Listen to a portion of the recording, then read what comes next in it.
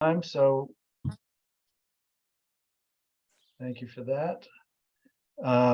So welcome, everybody. I'm going to read the notifications we do every time. This meeting is being held via Zoom under a law signed by Governor Baker on July of 2022, granting authority for such virtual meetings and extended by Governor Healy through March 31, 2025. We can talk about virtual in the future.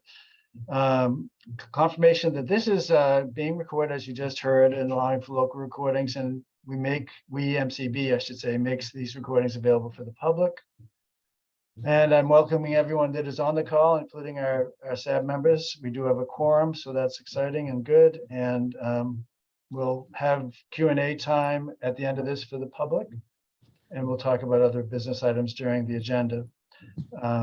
So let's jump right in.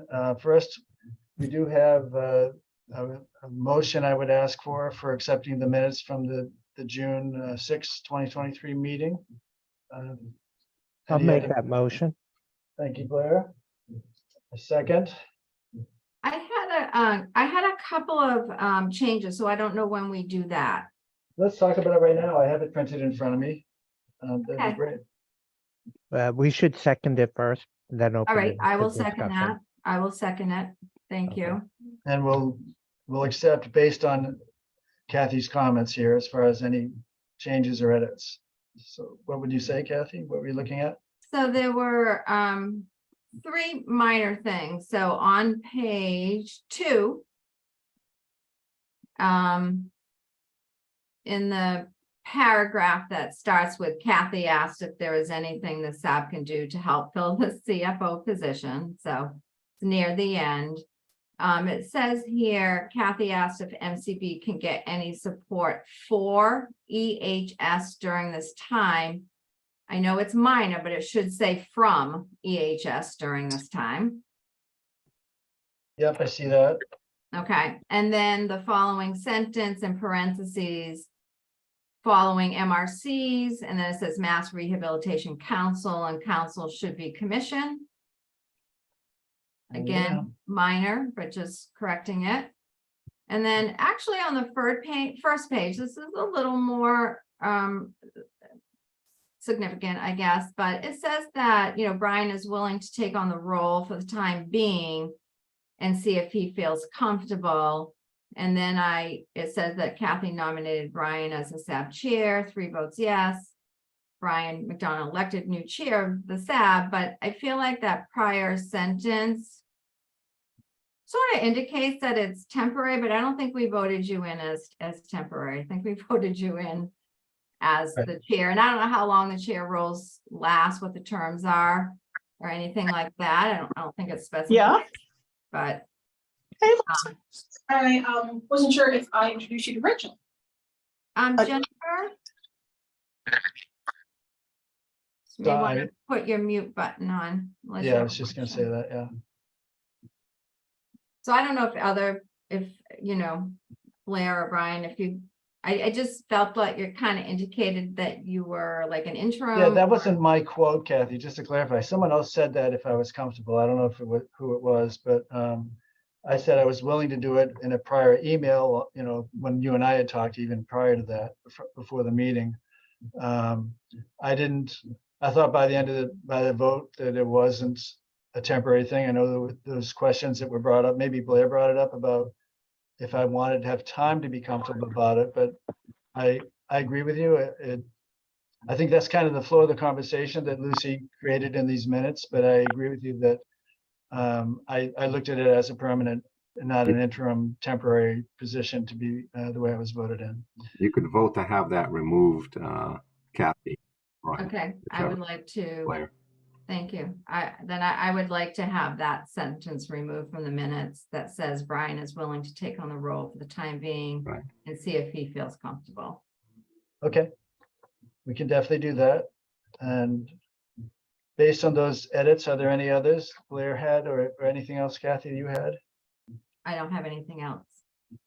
Okay, so based on those recommendations, and we had a motion and a second, are we all in favor with those edits being done? Yes. Say aye. Aye. Aye. Aye. All right, thank you. So the minutes have been approved based on the recommended changes we just discussed. Perfect. Thank you very much, Kathy. Hey, Brian, would you mind just reading the names of the people who are on this call for me, just so that I know who's here? Sure. So after the three of us, we have Devin Meyer, John Oliveira, Elizabeth Cannon from Lowell Association for the Blind. Mike is on, Nathan's on, Joe Weiss. There's a logo for MCB that has no name identified. I don't know if it's Lauren or someone else. And Sharon, hold on, these are being truncated. Sharon Strzelowski, I'm sorry, Strzelowski. Sorry, I butchered it. Kerry, Jane Perry, Nona Harrion, David Kingsbury, Karen Hatcher, Dennis Paulson, Dina Rosenbaum, hi Dina, Debbie M, Edward Haynes, and Pamela Lokerlock. I don't know how to pronounce it. I don't see any others on my screen. There's another. Yeah, here we go, sorry. Well, another phone number that's unidentified. Great. I'm not Thank you, sure. Brian. You're welcome. I really meant just staff, but thank you for giving me the general public as well. Oh, okay, no problem. Right, thank you. Okay, so the first item on the agenda is a commissioner update, general update. So John, would you like to provide us some information? Sure, Brian. Hello, everyone. Good morning. Thanks for taking the time to drop in. So we're moving right along here. So I'm going to give you a quick update on the budget. So the budget has been approved at the House and is sitting now at the governor's desk. So she has 10 days to sign it. And she also can veto items that she does not agree with, and that process. So hopefully it'll be signed very soon and we can move forward. So to keep the agencies operating, the agency has been given a second 1/12th portion of funding, and that's how they do it while the budget is being discussed. So they take the level funding number, divide it by 12, and then give us money so that we can keep operating staff costs, pay rent, all those operational needs that occur, and provide the services that happening in July or happening in August. So, but we should have that resolved very soon. And as of now, from what I saw, the earmarks are on the governor's desk, and the additional funding for MCB is also included in that. So if nothing is vetoed, then we should have great funding again to support social rehab consumers and to hire some additional staff for MCB. So the process continues, and we look forward to letting you know next month that it's been signed and resolved and things are going forward. So on a MCB CFO search, we have completed that search. Our new CFO is starting a week from Monday, and looking forward to working with her and bringing her up to speed on Voc Rehab. And she has substantial experience around budgeting around the state, and she also will participate in a lot of these meetings and a lot of other things coming up, so that to get you guys all up to speed on what she's doing and what we're doing here on the fiscal side. Can you share her name, John? This is Kathy. Are you able to share her name, or you want to wait till she's officially on board? I guess I can't. I mean, we have an official starting date, but things can happen. So I tend not to do that until the person walks in the door. But That's if you want to perfectly know, I fine. can. Her name is Sheila Tooney. She's again worked with some state agencies, federal agencies, and has done a lot of budget work. Excellent. And before Before I continue with my report, Nathan Scrocky it was on vacation today, and I asked him to come in and present his information regarding registration. So I'd like to take a break and let him go because I promised I'd let him get back to his vacation as soon as possible. So I will ask Nathan to come on and present our the registration report that he has for you guys. Thank you, Nathan. I appreciate it. No, thanks, John. No, I appreciate being able to do this. So I'm going to share my screen with the latest dashboard.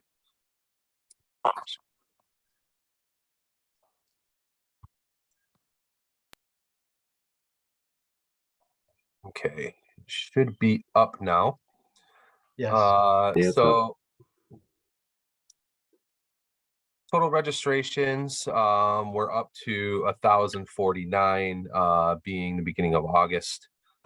We're probably going to come in a little bit under what we had last year. Obviously, last year was a little bit inflated, like we've talked about in previous meetings, because of people coming out of COVID and getting to their various providers. And we did see a little bit of a swell in the numbers last year compared to previous years. Registrations, the current inventory when I looked yesterday was zeros across the board. We had 15 that needed additional verification. So we do receive registrations that come in that might be missing information. So we reach back out to the provider, or some might be a little bit more complicated in determining legal blindness. So we have a consultant that those cases would go to for review as well. So we have 15 in the queue there. Which is a normal number for us with that. But other than that, there was nothing in process at that point. Open social rehabilitation and social rehabilitation children's cases went up 24 in the children, down 105 in the SR adults, and DBES is pretty much level from the previous month. Now we're seeing a slight decline in the SR adults. This is in correlation. Obviously, most of our consumers that come in and are registered with MCB are on the SR path. And with less registrations and us obviously still moving at a regular pace for moving cases along, that's why we're seeing a slight decline there over the last year. I expect that will level out soon, but nothing alarming there. It makes sense with the less registrations to me. Open VR cases, not much of a change from the previous time that we ran the reports, which were about 2 months ago. We have 2 additional adults in the VR program, 7 additional folks in the pre-ETS, and 3 less in the transition youth, which is a small number anyways. Closed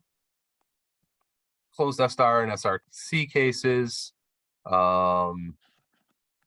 60 for the children, which is pretty much right in line where we should be. Same thing with the SR adults with the 1,005.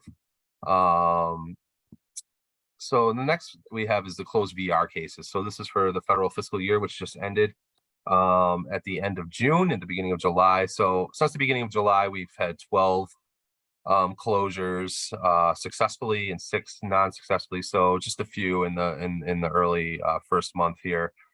But as you can see, last month or last year, our numbers really shot up at the end, and we almost reached the 145 number we had the 2 previous years. That we ended this year at 143. So excellent job by our counselors to really get that number up as high as it is. Nate, this is Kathy. Quick question. So Sure. the closed VR cases in the fiscal year, is that July through June? That is July through June. Yep. Okay, thank you. Yeah. That's the federal fiscal year, Kathy. And it's 143, 107. So 250 closures throughout the year, 143 successful. And I didn't catch the number for open VR cases. I'm sorry. Open VR cases, Blair, we had pretty much level across the board. We're 6 higher than we were 2 months ago at the total of 937. 722, which are VR adults, 199, which are pre-ets, and then 16 transition youth. Okay. If there were open VR cases as of June 30th, do they remain open for this year, or are they They do. closed? Okay, No, great. they remain open. So the closures are just closures that happen within that fiscal year. Every case has a different runway. Some are short, Right. some might be several years for the longer ones. So yeah, they remain open, and when they close is kind of when the closure will happen in that fiscal year. Great, thank you. Successful or non-successful. Yep. Close to 2,000 people have been referred to supportive services so far this year. And then for our auxiliary services, so COBs, we've seen actually a little bit of a downtick in COBs between, I shouldn't say a downtick. We're currently at close to 5,000 COBs processed this calendar year. Last year, just for comparison, we had 7,393. So I'm not sure if we're going to get to that number. I feel like we've had a little bit of a downtick. Usually between July and September, it's at the point where it's almost unmanageable how many are coming in. But staff have done a great job in keeping on top of that. Everything's being processed within a couple days when requests come in, and we're currently at that 4,800 mark. So we'll see if we get to the 7,000 mark with those this year. It'll be interesting. We've done 606 IDs already this year. And one reason the COBs might be down, talking about the IDs, is we had an agreement with the assessor's offices where they are now accepting IDs as well as COBs. So people that have an ID might not need to request that COB every year. They can go in with their ID and get their tax abatements as well. So that might be one of the reasons why we're seeing a little bit of a downtick in the COBs. But either way, still a lot going out. We've processed 354 EDPs for phones and 64 handicap placards so far this year. So we'll probably exceed the number of handicap placards we had last year. That might be a little bit higher just because of the internal process we have, where some more are probably going through the registration unit than in past. Sometimes a lot of those went through directly from our caseworkers in the field. So Nate, are those the auxiliary services? Is that a calendar year? those are calendar years. Yep. Yeah. And can you remind me again what support services are? So support services could be referrals to assistive technology team, our O&M team, orientation and mobility team, or our rehabilitation teachers. Okay.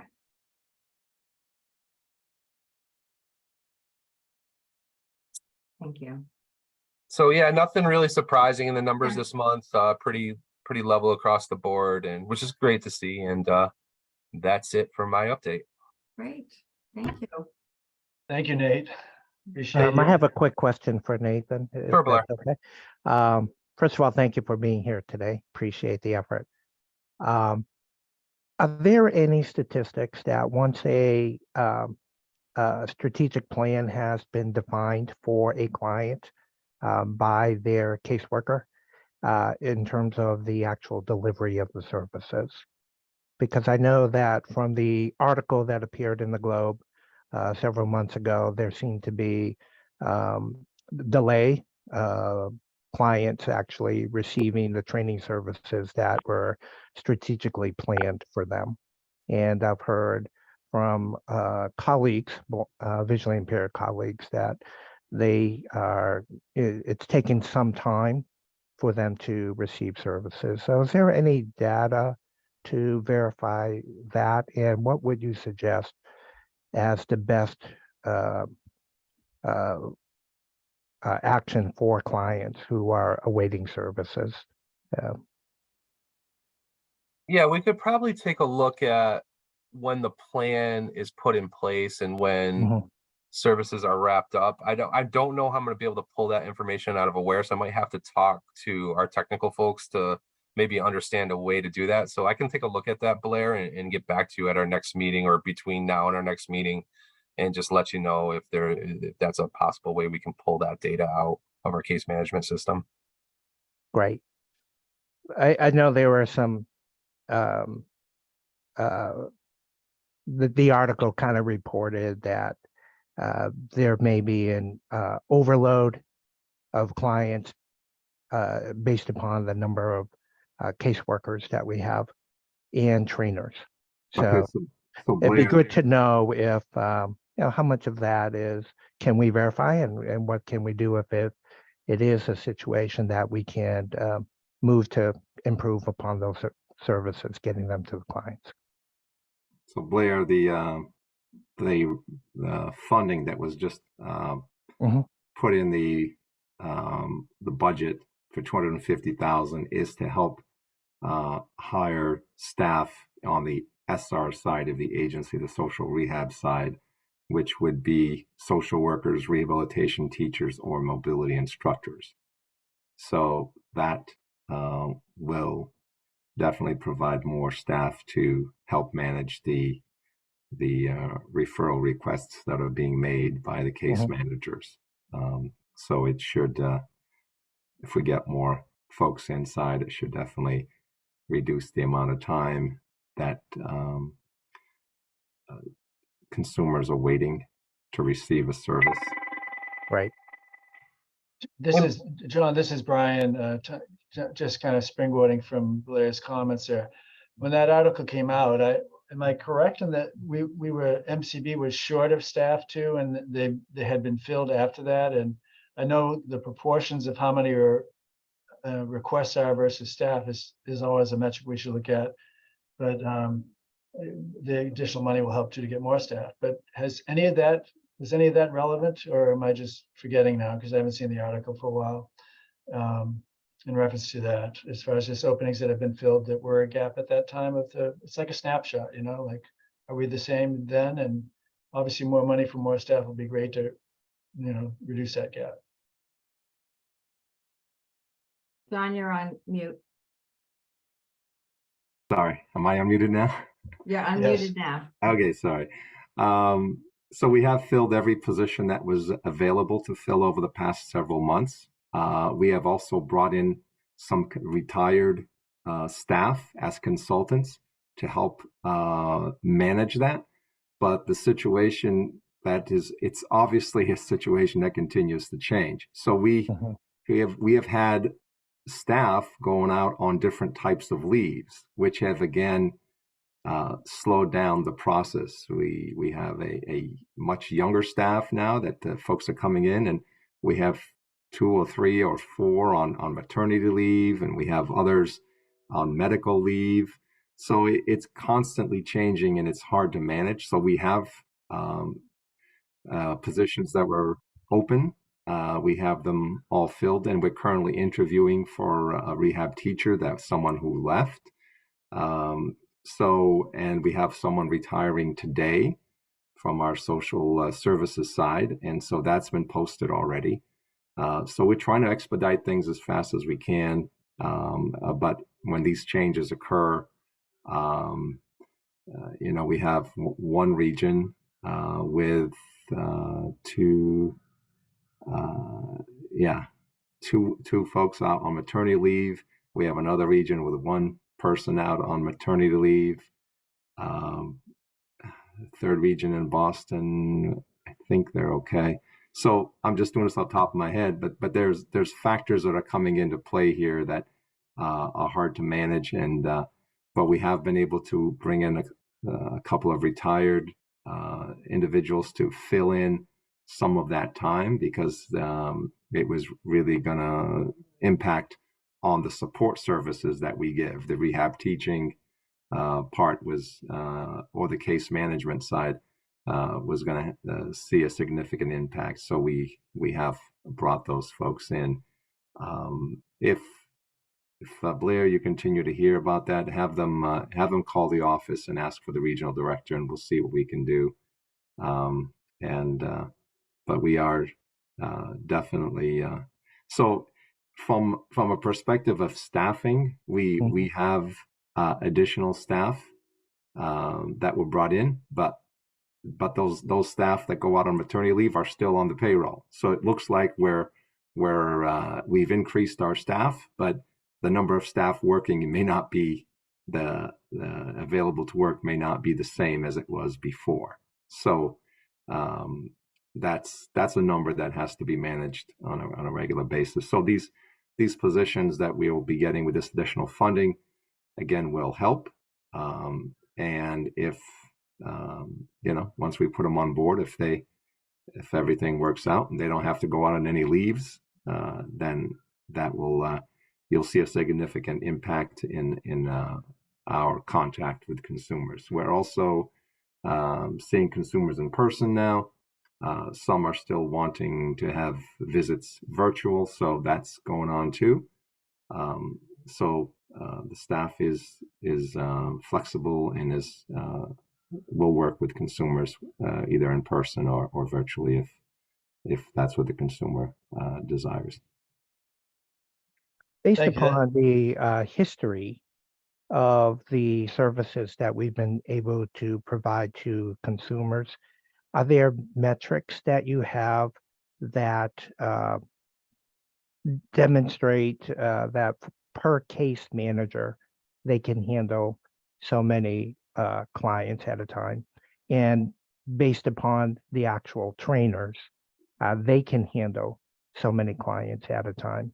And if we have those metrics, and I imagine they must also be dedicated by region, that if we could see those metrics, and obviously your hiring and watching those metrics is getting as close to being in line with the metrics as possible. But do we actually have those metrics? I don't believe I've ever seen that information. So those metrics on your caseload, Mhm. and how many cases you have, and maybe how long you've taken to see a case, can be obtained. But case managers are all a little different, and the metric for one case manager may not reflect. If you look at them the same, it may not reflect what is actually going on.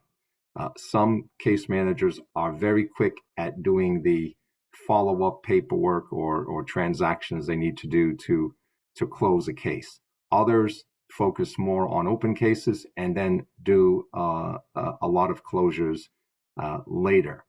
So one may have a higher caseload now, but they may have, when they do those closures, then their caseload would drop. So many of them do have a number that exceeds the targeted number that's set by the unit, but some do not. It depends on the region that you're in. So there's a lot of factors. So the metric can be looked at, but the number that's shown up will represent something a little different without you knowing the region and without you knowing the case manager's work style. You can just interpret the number as the number. But there are, I could have 98 cases, but someone else could have 73 cases. But maybe I have 15 cases that I haven't seen in 6 months, or 20 cases, but I just haven't gotten around to closing the paperwork on those cases. And so they still appear on the roster. Or someone is going to a support group, that one of the support groups we support. And so some of those cases are kept open because we are still paying for that type of service. And so in certain cases, we leave those cases open if they're attending support groups. So again, it depends on the status of the case, what the individuals are doing, and how the case manager is managing the case. There is a target that the case managers are supposed to have, which is listed on the employee performance review form. And so they are evaluated at the mid-year point if they're halfway to that target, or if they're only a quarter of the way in that target, whatever it might be. And then they're evaluated in June to see if they actually hit that target of potential closures. So, and majority of our social workers and or rehab teachers or any staff hit their targets without much difficulty. So, again, it depends on the number of referrals you get. There's a lot of factors. So can we show you metrics? Yes, we can. But there's a lot of factors behind those metrics that may tell the story a little different. And only by knowing the staffing pattern, by knowing the region, by knowing the geography of the state, will you be able to get a true picture of what that number actually means. In Western Mass, you could have a low caseload, but it could take you an hour and 10 minutes to travel from client to client. So the number of clients you may contact may be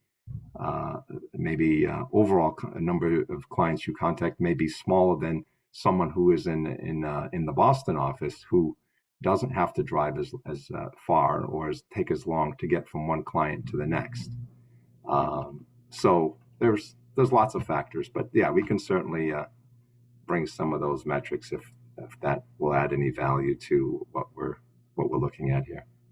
Well, thank you, This is John, just- and thank you, Nathan. I just want to say that your comments are so thoughtful, and I understand totally what you're saying about metrics, and what we do for our clients is truly a human service. So I really appreciate what you said there, John. And whatever we can do to make sure we're communicating with our case managers and the actual trainers so that they feel supported, so they can support their clients. If we can keep the communication high, and whatever we can do to help support their efforts would be great. So thank you for your thoughtful comments. Yeah, this is Brian. If I could just add, I think Johnny did a very good response explaining all the variables in these areas, and even the types of services I'm sure have different windows of time on them. The one thing I think that, and I personally am saying this, I don't want to create extra work. The dashboards are helpful, I think, and I appreciate those reports. I don't think we would have to get all of those kinds of items done. I think it's a lot of analysis paralysis that you guys kind of know what you're doing, but I do think the one metric that would be valuable is looking at the time frame between having a plan put in place and then the actual operation and support service starting. That one I think is more useful. The caseloads and how many are open and closed on a quarterly or annual basis will provide what you're doing in your reviews of your staff anyway, and that I think is adequate for that perspective, in my opinion. But looking at the metrics in general of when a case is strategically set up versus when services start would be an interesting one that I think might be a good metric for operationally for everyone to have too over time to look at. Even if you don't have a lot of data historically that you can generate now, maybe, but something to consider. Yeah, that would take some looking between two cases, because we would have to see when the referrals made from the case manager to either the mobility department or rehab teaching, and then we would have to look at when the actual teacher or mobility instructor first saw the consumer. That would give you an idea of how long it takes to get that done. So we will start looking at that. It's in most cases the rehab teaching, because of different changes, is probably the longest one that might take several weeks before the teacher gets out there. But I'm guessing, I haven't looked at these numbers. I would say 2 to 3 weeks after the referral's made. But if there's the staff watches this, and so if they get a new referral and they see that they're seeing a referral in an elderly housing building, and they see that there's another referral there, so that referral might get moved in because they're in that area and they can see them a lot quicker. So we'll have to take a look at that and see what we can do to track that. That is not something that the system would currently track. because it is between two different staff and we don't have that set up. So that'd have to be something we do manually to watch when, because the only way that the system is going to know when a client has been seen is when the rehabilitation teacher or mobility instructor or technology specialist enters a case note regarding their visit. So they may see the client this week, but they're not back in the office, or they don't have an office day, whether they're teleworking or not. They don't have an office day, so they will not catch up on their reports until like days later. So the system would show the date when they entered the report, but they would type in when they saw the client. So if that's not something we can search automatically, that might mean that we have to open the cases and look at the case notes to look at actual dates to see, was it 3 weeks or was it 2.5 weeks that they actually saw the client? And it was a few days before they enter the case note. So Yeah. And I understand, I'm saying it's a wish list that might be of value for a lot of operational Yeah. reasons. And maybe there's other tools that would say that make it better, like some kind of master scheduling when you see when the first appointment's happening versus when they write a case note. I don't know. Yeah, I'm not trying to create extra work, John. I'm just trying to think through how we could maybe find a way to look at that, that's convenient and we could useful. certainly do a sampling of cases and say on average we see clients within so much time. We could take a sampling of 20 of each referral and see how long it takes, and then and scatter those 20 throughout the state so that we have a picture of the entire state. Or we could do it by region and say how long it's taken to see a consumer within each region or different support service. So I'll chat with Nate and our case management folks and see which way it might work the easiest, and see if we can pull something together. And I think doing a sampling would be a lot easier, because that you're talking, if we were to review the cases SR and VR, you're talking some close to 35, 40 employees that we'd have to monitor, and it would be probably pretty time consuming. John, I agree. I think the sampling would be the best. It would also, if we took a sampling from a period of time, it would eliminate any lag in putting in the case notes as well. So it might give us a much more accurate snapshot of that. Okay, you're the stats guy. We'll go with whatever you think. Right. So, all right. Any other questions? Do you mind if I could jump in here, if you don't mind, Brian? Would that be okay? Of course, yeah. Okay, so I just kind of some thoughts I have and comments around this conversation, and I do appreciate it. At first, I just want to, thank Blair for raising the article subject matter, because I continue to have, I know it's been a few months since that article came out, but I continue to have some lingering questions or concerns. So I'm glad that you raised it and, put it on the table so that, we can talk about it. And thank you, John and Nate. And I agree with Blair and Brian that I think that particular type of data would be helpful. And I still have my notes from when I first read that article, and there was reference to resources and services having been slashed and greatly compromised, and that included wait times for services, some indication around months long, and in some cases didn't say how many, a year. So I do think I can explain some of that. So that's a little different. Go ahead. Yeah, well, okay, that's fine. That's great. And you don't have to do it now, John. I'm not asking that, and I'm not asking for data now. I think the data might help to alleviate some of those concerns, maybe by the advisory board members, but maybe even by, by the community members as well. And you can do it now, or you can work towards something in the future. I'm fine with either. But before I let go of the floor and give it back to you, John, I just have one question, because there was in that article too around rising caseloads, shrinking workforce, and Blair also alluded to that. And I'm just curious, do you have any concerns, John, about that at this time, about caseloads and workforce? Or do you feel like that's something that is, very, very much manageable and under control right now? Always a challenge. We know it's always a challenge, but it's fluid. But do you have any great concerns about that?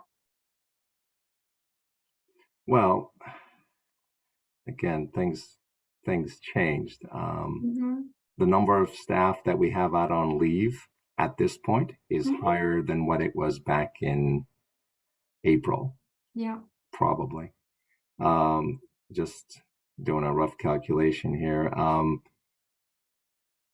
And so the additional staff that we're going to be getting from this additional funding will be helpful, and we'll try to plug that into the regions that have the disciplines that have the highest caseloads to help reduce those caseloads.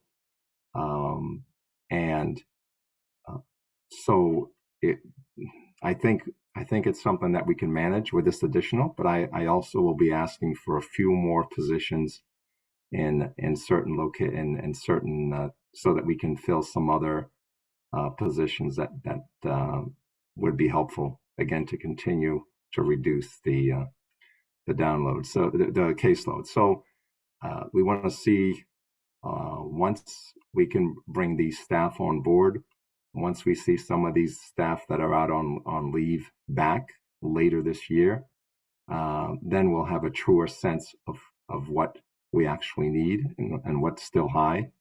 I know the union asked for a lot more than what they got on this staff funding, but so we'll definitely look at that, and then we can certainly try to have additional increase in staffing if it's needed.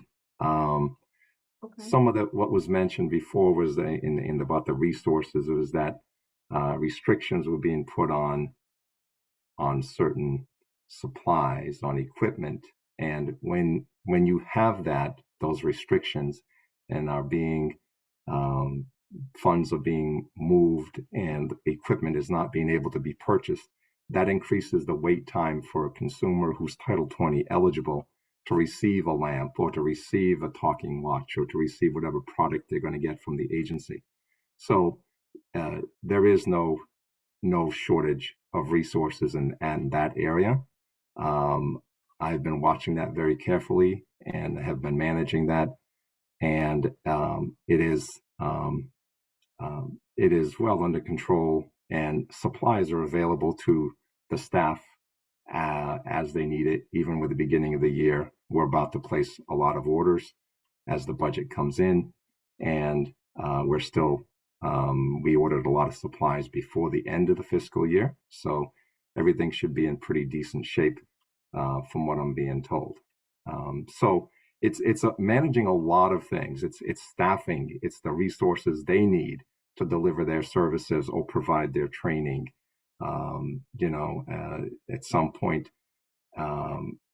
you have to ask for transfers of funding, and if that's not being done and you run out of funding, then you have a problem at purchasing certain products. So again, without a CFO here, I've been extremely way involved in all that of moving funds and authorizing transfer requests, and everything so far was approved by A&F. We've also had some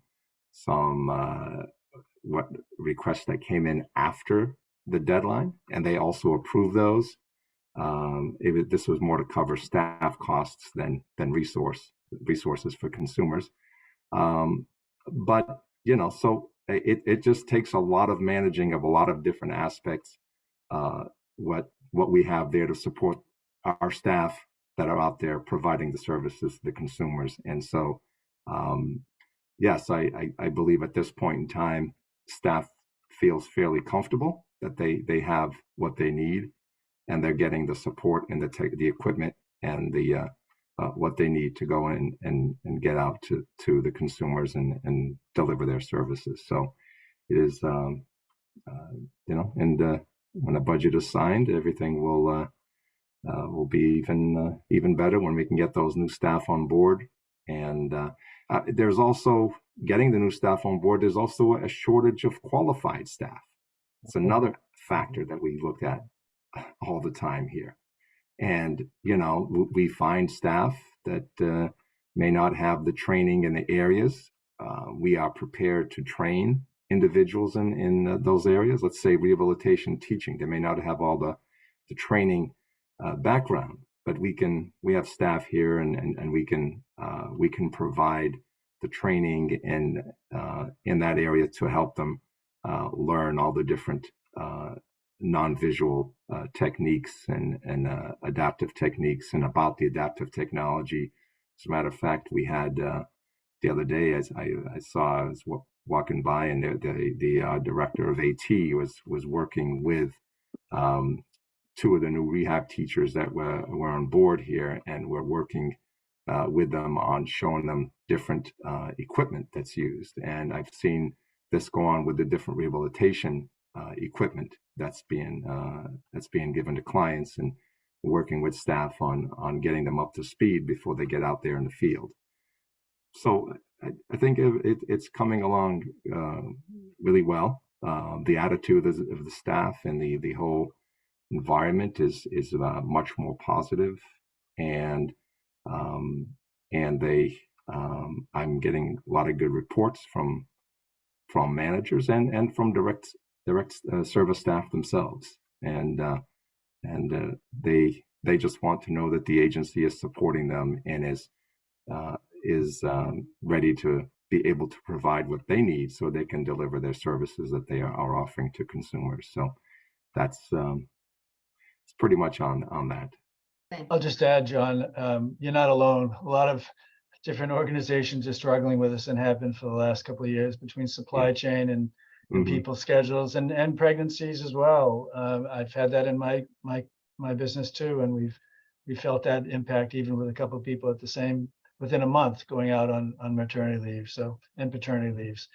But so that I'm trying to be conscious of time. It's 11:17. We want to have time for questions. But John, do you have any other general updates? All right, sure. Let me just wrap up real quick here then. So our internship program, our closing ceremony is coming up next week, August 10th. We're back at the State House in person. We had 60 interns this year. Some of them are expressing, we've done everything virtually as far as the ceremonies around the internship program, but we decided that we would do this in person, and we had to do it we had to go back to doing it in person at some point in time. So we decided this summer would be the year to try that. So we have about 40 of the interns that are coming. Others are still a little nervous about coming to gatherings, and we're running into some family vacations that are occurring. That's a sign of the economy is doing fairly well on the travel side. We have some family vacations that are happening at that time, and so obviously we can't ask them to miss the family vacation to attend this event. But they have completed their internship and have participated in all the other activities. So we're going to do that at the State House, where Undersecretary is going to come and make a few remarks, and we are looking forward to having that back in person again. The job fair and the employer seminar continues to be developed. The employer seminar, education seminar, is going to take place in September. The job fair in early October. This is a great opportunity for our VR staff and employers to learn about the agency, and for our VR consumers to have an opportunity to meet with employers and have a chance at different job opportunities. Also, the White Cane Day planning is going. It's moving forward, and the committee met yesterday again, and that's things are pretty much coming right along. And that's going to be held in October, typically the White Cane Day time of the year. And just wrapping up briefly here on our media campaign. Some of you may have seen our ads either on social media or on television, or heard it on radio. So it's moving along. I'll give you an early statistic. So far we've had, and we have ways this time around to capture some of the data from this. So 75 consumers, we'll call them, or potential consumers, have seen the ads and have made inquiries via online social channels or through the phone line that we have set up. And so of these three, three of them were individuals that were in process of being registered and were just sort of checking in. And there were four that were having visual issues, and we're going to check in with their doctor to see if if they're legally blind or if they're low vision, whatever their visual status might be. So we've had our registration staff reaching out to those folks and contacting them. The rest were just inquiries about blindness, and we'll deal with those. And on the employer side, which is a major target of this ad campaign, we have had a couple of companies that sort of sent a message through social media. We've had calls placed back to them by our employment services team, but so far we have no hits. So we'll keep track of this as the months go on. The campaign will be over in October, so we'll give you statistics as it goes along here. But again, I'm looking for those new employers that want to work with MCB, and we're trying to find them through this media opportunity. So that's pretty much it for me. Brian, I'll give it back to you, and Thank you. You can move forward. Great report, John. Thank you very much. It was very thorough and very helpful. I'll open this up to the public, but I will say one thing just for a reference. In one of the last meetings, we had, I believe, one person requested, could we go back to like the midday noon time as an example to have these meetings so others from the public could attend. So I'd like, if anyone has specific feedback on that from the group today, I'd be happy to hear it. I don't want to waste a lot of time on it, or you can reach out to us by email or whatever way you want. But I have talked to the other board members about it, and we can be flexible if that's what the overall committee of public people want to do. So I'll stop there, but are there general questions from anybody at this point? Because we have a few minutes and we want to give you time to speak up.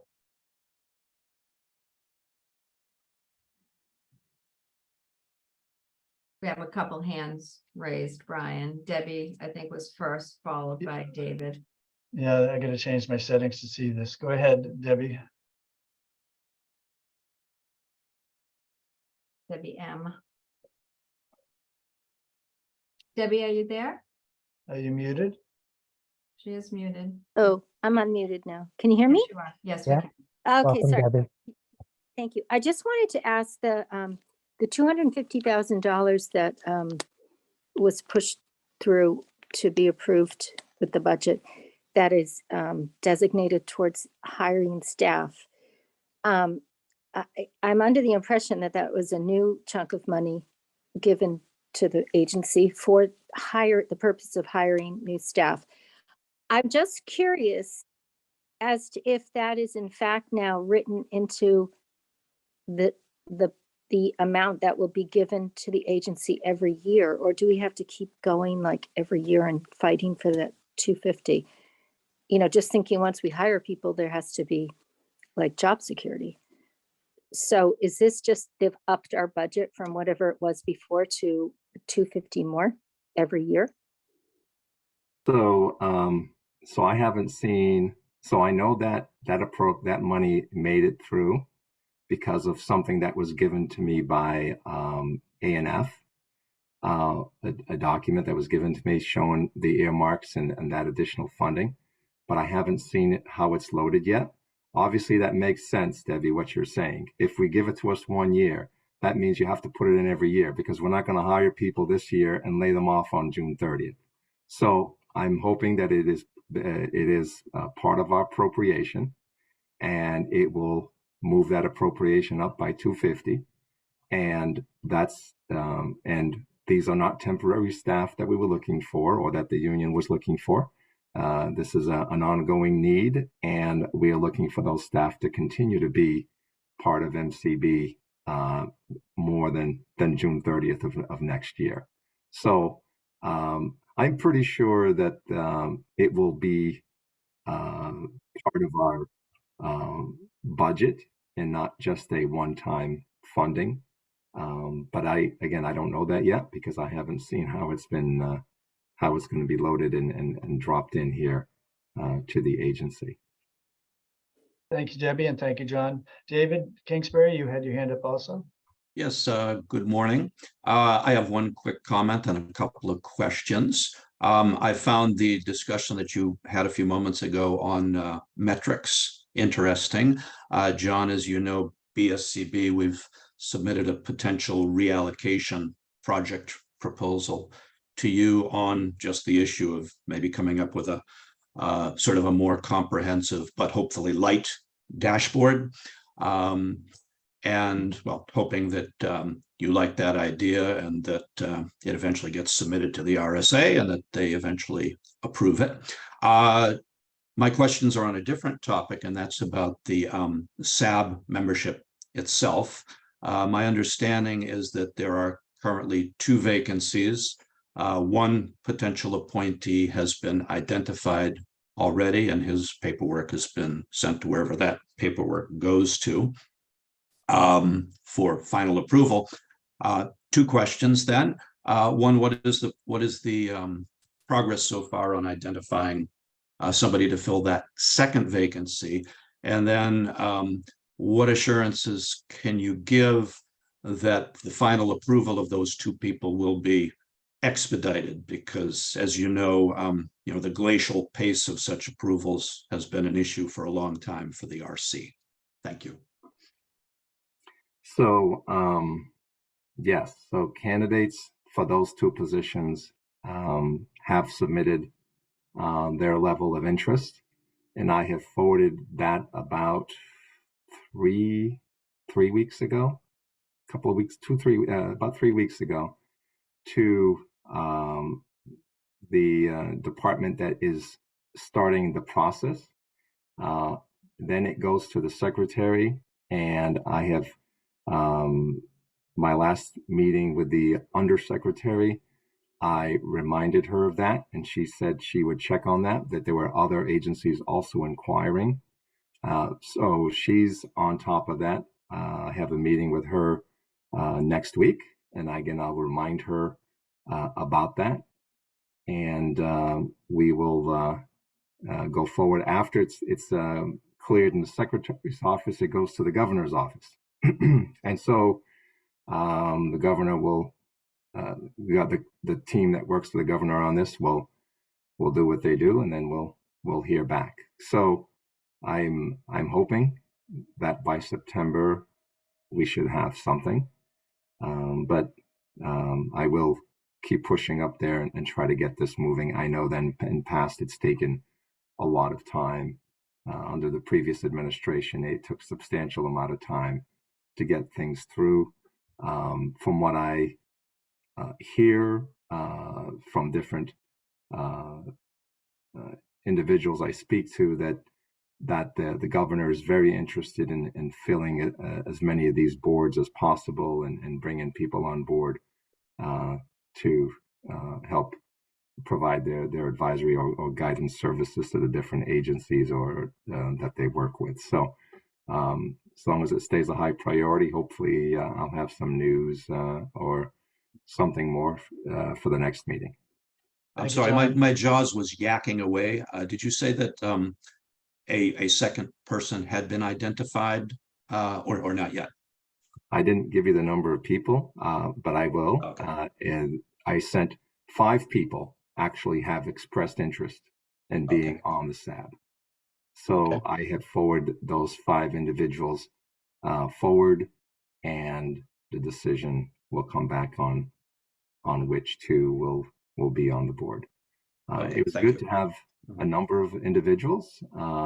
That way, well, we'll always have, if 2 get in and 3 don't, then we'll keep those 3 for, and then if we have other vacancies on other boards, we'll reach out to them again. But I did have the directors reach out to consumers in their region I had some other folks. I reached out to the consumer organizations and asked them if they had individuals they wanted to put forward. We reached out to some other channels saying we were looking for people to serve on these boards.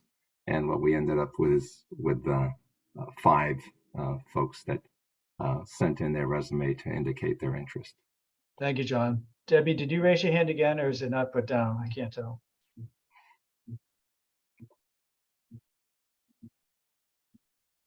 She's on mute. Debbie, oh, there you go. Nope.